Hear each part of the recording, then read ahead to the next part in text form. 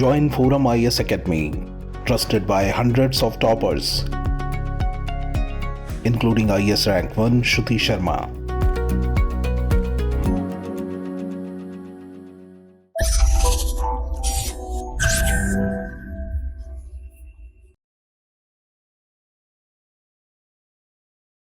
Hello friends, this is Gautam Pandey coming up with the next round of News Simplified. In this video, we will discuss about what is de-dollarization और साथ ही साथ ये भी समझेंगे why is it difficult to replace dollar as a global reserve currency. So first of all, let's see why is it in news. आखिर de-dollarization news में क्यों है, पहले जरा इसको समझते हैं. देखिए, रिसेंटली द हिंदू न्यूज़पेपर में de-dollarization से रिलेटेड एक आर्टिकल पब्लिश हुई थी. सो इस वीडियो में हम इसी आर्टिकल को डिस्कस करेंगे, समझेंगे व्हाट इज de-dollarization, आखिर ये de-dollarization का कॉन्सेप्ट क्या है उसे डिस्कस करेंगे, और साथ ही साथ ये भी समझेंगे why is it difficult to replace dollar as a global reserve currency. So first of all, article में क्या डिस्कस किया गया है उसके क्रक्स को डिस्कस करते हैं. देखिए, all we know that the US dollar many decade से ग्लोबल रिजर्व करेंसी बना हुआ है, and according to recent estimate अगर हम बात करें तो ग्लोबल ट्रांजैक्शन का अप्रॉक्स 88% जो ट्रांजैक्शन होता है ये यूएस डॉलर में किया जाता है. बट जो रिसेंट ग्लोबल ट्रेंड है वो डॉलर के मोनोपोली को एंड करने की ओर साइन कर रहे हैं, क्योंकि वर्ल्ड वाइड अब बहुत सारे नेशन डॉलर के छोड़कर लोकल करेंसी में ट्रेड करने की कोशिश कर रहे हैं. एक रिसेंट डेटा के अकॉर्डिंग अगर हम बात करें तो ग्लोबल रिजर्व करेंसी में डॉलर का स्टेक कम होता जा रहा है, क्योंकि अकॉर्डिंग टू डेटा ही अगर हम बात करें तो देखिए, ईयर 2003-5 में यूएस डॉलर का स्टेक जो कि ग्लोबल रिजर्व करेंसी थी उसमें इसका स्टेक था, पार्टिसिपेशन था अप्रॉक्स 70%. मीन्स 2005 में अगर हम बात करते हैं तो ग्लोबल रिजर्व करेंसी में यूएस डॉलर का पार्टिसिपेशन अप्रॉक्स 70% था. बट ईयर 2022 में 22 के डेटा के अकॉर्डिंग अगर हम बात करें तो ये स्टॉक घट के हो गया है 45% तक. मीन्स जहाँ पहले ये 2/3 मार्केट पर यूएस डॉलर का कब्जा था, अब ये बिलो 50% पर आ गया है. मीन्स ग्लोबली अब नेशंस यूएस डॉलर को साइड करना चाहते हैं एंड अदर ग्लोबल रिजर्व को फाउंड करने की कोशिश कर रहे हैं. सो आगे इस वीडियो में हम डिस्कस करेंगे कि आखिर de-dollarization का कॉन्सेप्ट क्या है उसे डिस्कस करेंगे, एंड साथ ही साथ ये भी समझेंगे why is it difficult to replace dollar as a global currency. तो चलिए शुरू करते हैं. फर्स्ट ऑफ ऑल, de-dollarization को डिस्कस करने से पहले हम जरा ग्लोबल रिजर्व करेंसी को डिस्कस करते हैं कि आखिर ग्लोबल रिजर्व करेंसी क्या होता है, तो हमारे लिए de-dollarization को समझना और भी आसान हो जाएगा. देखिए, अगर हम ग्लोबल रिजर्व करेंसी की बात करें तो a reserve currency refer to any currency that is widely use in cross border transaction and is commonly held as a reserve by the central banks. Means ऐसी करेंसी जिसका use cross border transaction के लिए किया जाता है उसे हम क्या कहेंगे, ग्लोबल रिजर्व करेंसी कहते हैं.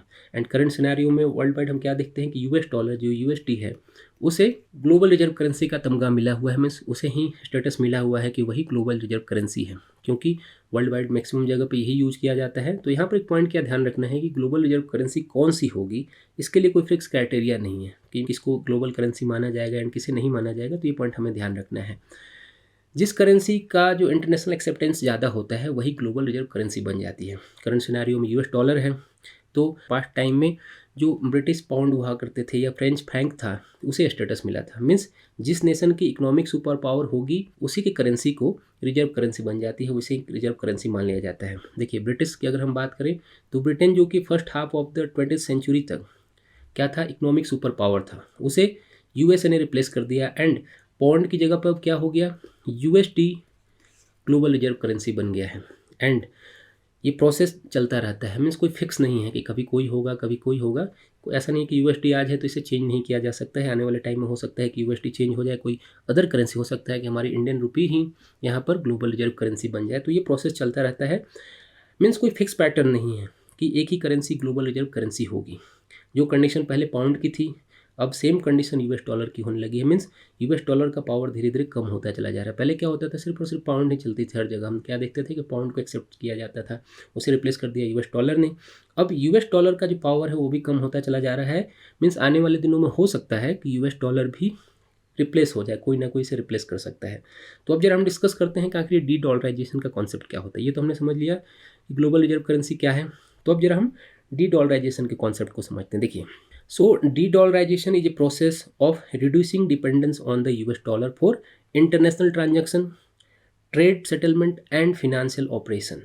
Means लेमन टर्म ऐसे समझिए कि de-dollarization ऐसी कंडीशन को रेफर करता है जिसमें यूएस डॉलर को जो ग्लोबल रिजर्व करेंसी बना हुआ है उसे रिप्लेस करके दूसरे कोई भी करेंसी को वहाँ पर ग्लोबल रिजर्व करेंसी बना दी जाए। मीन्स यहाँ पर कुछ भी हो सकता है, कोई भी अदर करेंसी हो सकती है, लाइक चाइनीज युआन हो सकता है, यूएस डॉलर तो ऑलरेडी हैं ही, रूबल हो सकता है, या फिर हमारी इंडियन करेंसी भी हो सकती है, इंडियन रुपीज़ भी हो सकती है। इवन आप समझिए जो क्रिप्टो करेंसी है उसे भी फ्यूचर में हो सकता है कि ग्लोबल रिजर्व करेंसी बना दी जाए। मीन्स जैसा ऑलरेडी हम डिस्कस कर रहे थे कि कोई फिक्स पैटर्न नहीं है कि किसे ग्लोबल रिजर्व करेंसी माना जाएगा, तो आने वाले दिनों में हो सकता है कि यूएस डॉलर को रिप्लेस कर दिया जाए एंड यहाँ पर कोई other currency global reserve currency बन जाए। तो डी डॉलराइजेशन का कॉन्सेप्ट यही कहता है कि यूएस डॉलर को धीरे धीरे रिप्लेस करना ग्लोबल रिजर्व करेंसी से। देखिए डी डॉलराइजेशन के अगर हम एम की बात करते हैं कि इसका एम क्या है, देखिए मेन एम तो यही है कि यूएस डॉलर की जो डोमिनेंस है उसे खत्म करना। वर्ल्ड वाइड हम क्या देखते हैं, जैसे ऑलरेडी हम डिस्कस कर रहे थे कि 88% ट्रांजेक्शन किसके थ्रू होता है, ये होता है यूएस डॉलर के थ्रू। तो ऐसे में जो डोमिनेंस है यूएस डॉलर का उसे खत्म करना मेन एम है। उसके साथ ही साथ जो यूएस मॉनेटरी पॉलिसी के ग्लोबल इम्पैक्ट हैं उसे कम करना है एंड यूएस के अदर कंट्रीज के लिए जो पॉलिटिकल डिसीजन के इम्पैक्ट होते हैं उसे कम करना। हम क्या देखते हैं रिसेंट सिनेरियो में कि यूएस का जिस नेशन के साथ रिलेशन अच्छा नहीं होता है यूएस उस पर सैंक्शन लगा देता है, इकोनॉमिकल सैंक्शन लगा देता है। तो ये इकोनॉमिकल सैंक्शन क्या होता है, जरा इसको ब्रीफ में डिस्कस कर लेते हैं। देखिए इकोनॉमिकल सैंक्शन में इस कंडीशन ये हुई कि जैसा ऑलरेडी हम बात कर रहे थे कि इंटरनेशनली एक्सेप्टेंस किसका है, डॉलर का है।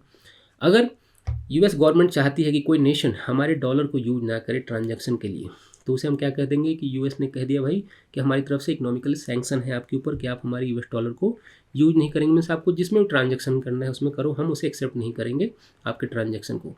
तो इसे कह दिया जाता है इंटरनेशनली इकोनॉमिकल सैंक्शन। जैसा कि आपने हाल फिलहाल में देखा होगा कि जब रसिया एंड यूक्रेन का वॉर स्टार्ट हुआ था, तो ऐसी कंडीशन में यूएसए ने रसिया के जो ट्रेड थे उसे पूरी तरह से ख़त्म करने के लिए बहुत सारे सैंक्शन लगा दिए थे। मीन्स उन्होंने कह दिया भाई डायरेक्टली कि आप हमारे डॉलर को यूज मत करो, आपको जैसे भी ट्रांजैक्शन करना है वैसे करो, बट हमारे डॉलर को यूज मत करना क्योंकि हम उसे क्लियरेंस नहीं देंगे यहाँ पर, क्योंकि क्लियरेंस तो उन्हीं से लेना पड़ेगा। सो जो वर्ल्ड वाइड अगर हम बात करते हैं, जो एक्सपर्ट्स हैं उनका मानना है कि यूएस डॉलर जो है करंट सिनेरियो में न्यूक्लियर वेपन से भी ज़्यादा खतरनाक हो गया है, क्योंकि यूएसए उसे वेपन के तौर पर यूज कर रहा है। मीन्स जहाँ चाहेगा आप आसानी से समझिए, मान लीजिए हमारे यहाँ ट्रेड हो रहा है, उसने यूएसए ने कह दिया भाई आपके ऊपर इकोनॉमिकली सैंक्शन है, आप हमारे यूएस डॉलर को यूज नहीं कर सकते हैं। तो आज तक आप क्या कर रहे थे, यूएस डॉलर में ही इंटरनेशनल ट्रांजैक्शन कर रहे थे। ऐसी कंडीशन में आप क्या देखेंगे, अचानक से आपके सामने होगा कि भाई अब ट्रांजैक्शन किस में करें। रिसेंटली हमने क्या देखा कि रसिया इंडिया ने कोशिश भी की कि अपने रूबल में और अपने इंडियन करेंसी में ट्रांजैक्शन करने की कोशिश करें, बट वो भी बहुत ज़्यादा फ्रूटफुल नहीं हुआ। तो ये भी एक प्रॉब्लम होती है। तो अब जरा हम डिस्कस करते हैं कि what is the need for the de dollarisation for the global trade. आखिर इसकी डी डॉलराइजेशन की ज़रूरत क्यों है, ये तो हम समझ लिया हमने कि डी डॉलराइजेशन कॉन्सेप्ट क्या है। मीन्स जो ग्लोबल रिजर्व करेंसी का स्टेटस मिला हुआ है यूएस डॉलर को, उससे ये स्टेटस छीन लेना ही, इसे ही आप लेमन टर्म में समझिए डी डॉलराइजेशन कहा जा सकता है। तो क्या आवश्यकता क्या है, नीड क्या है, जरा इसको समझते। देखिए नीड की अगर हम बात करते हैं तो देखिए सबसे इंपॉर्टेंट नीड तो ये है कि weaponisation of trade. Since we already discuss कि यूएस डॉलर को वेपन के फॉर्म में यूज कर रहा है, खास करके जब से बाइडेन प्रेसिडेंट गवर्नमेंट आई है। देखिए बाइडेन जी जब से आए हैं तब से ये अपने पैर पे कुल्हाड़ी मारना इन्होंने स्टार्ट किया है। जहाँ पर भी कुछ भी प्रॉब्लम होती है तुरंत क्या करते हैं कि इंटरनेशनली इकोनॉमिकल सैंक्शन लगा देते हैं, जिसके कारण जो डॉलर है उसका यूज वहाँ पर बैन हो जाता है।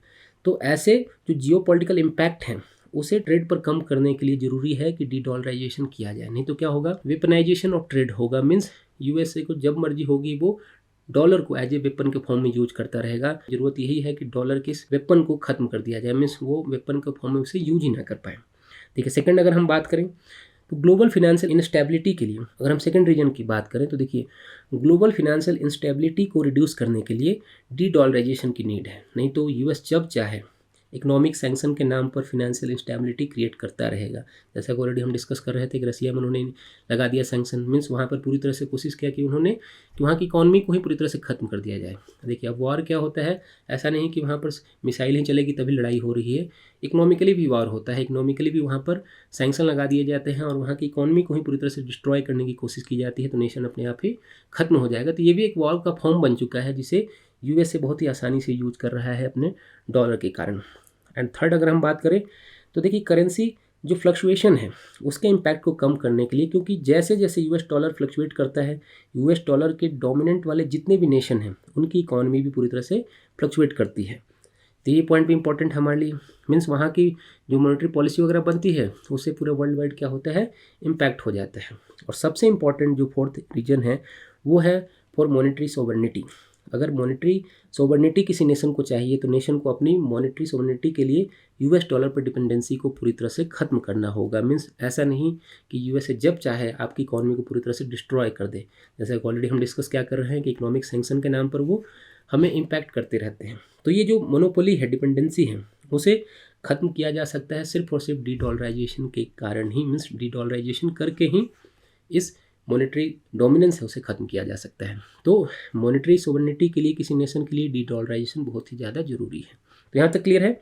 देखिए अब जरा हम समझते हैं कि ज़रूरत क्या है, तो हमने समझ ली, बट डिफ़िकल्ट क्यों है। देखिए हमने बातें बहुत अच्छी अच्छी कर ली कि डी डॉलराइजेशन के थ्रू यूएस के इम्पैक्ट को ख़त्म किया जा सकता है, कम किया जा सकता है, बट क्या ये इतना आसान है, इसे भी समझते हैं। देखिए अकॉर्डिंग टू एक्सपर्ट्स अगर हम बात करें तो according to experts it is difficult to replace US dollar as global reserve currency. क्यों, इसे भी समझते हैं। देखिए फर्स्ट रीजन तो यही है कि पॉपुलैरिटी ऑफ यूएस डॉलर।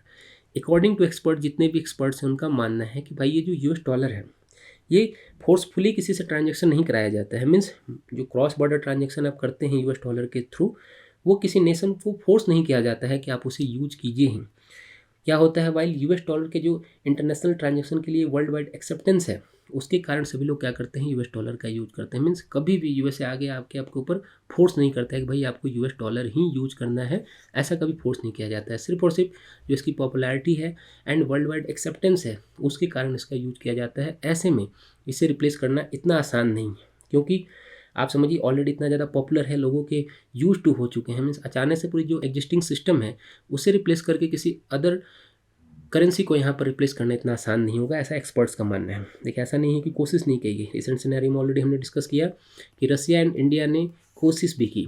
रसिया ने रूबल एंड इंडियन जो करेंसी है उसमें ट्रांजैक्शन करने की कोशिश की, बट ये जो कोशिश थी पूरी तरह से सक्सेसफुल नहीं हो पाई, जैसा कि हमें एक्सेप्ट कर लेना चाहिए। और हमें जो भी प्रॉब्लम होने फेस करना पड़ा यूएस डॉलर के बैन के कारण, रसिया के कारण, उसके इम्पैक्ट हमारे नेशन पर भी देखने को मिले हैं। मीन्स ऐसा नहीं है कि आप आसानी से उसे पूरी तरह से रिप्लेस कर देंगे।